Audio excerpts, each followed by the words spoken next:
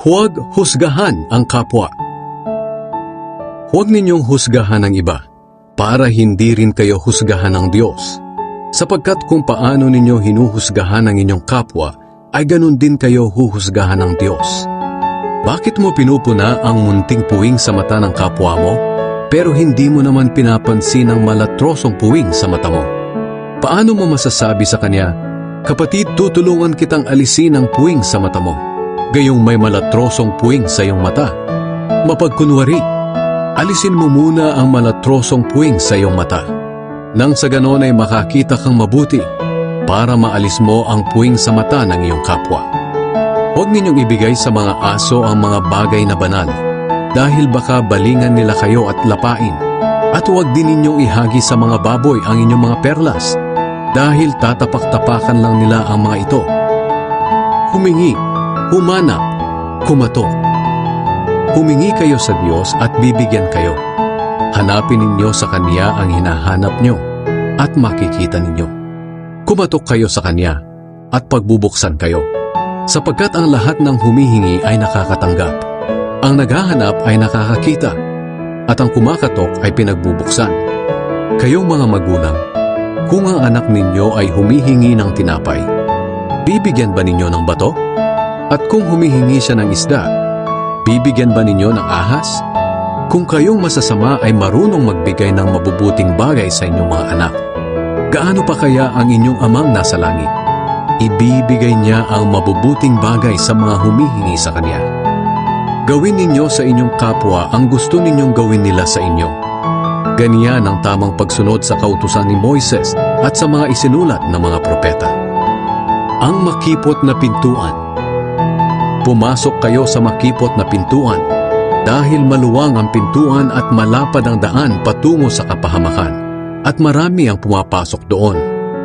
Ngunit makipot ang pintuan at mahirap ang daan patungo sa buhay na walang hanggan at kakaunti lang ang dumadaan dito.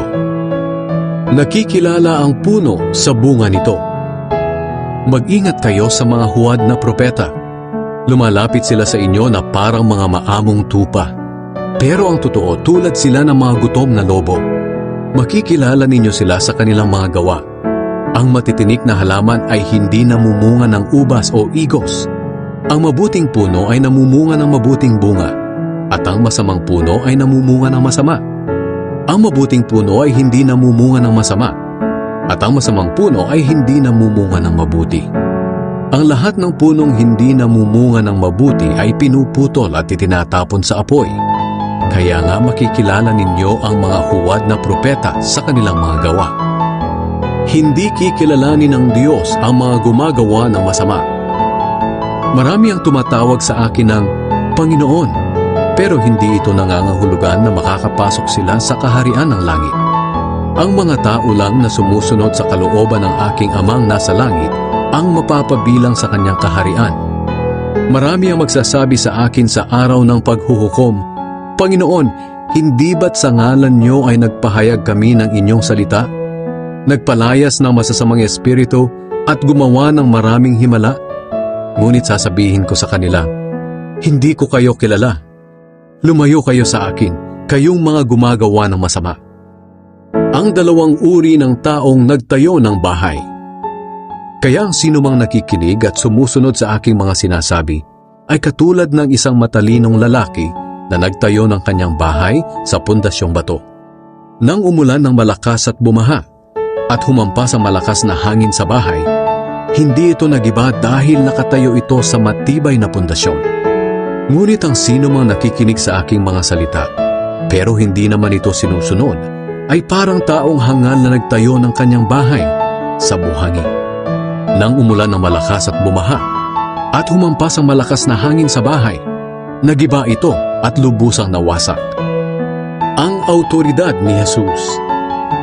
Pagkatapos ipangaral ni Jesus ang mga bagay na ito, namangha ang mga tao. Dahil nangaral siya ng may autoridad at hindi tulad ng kanilang mga tagapagturo ng kautusan.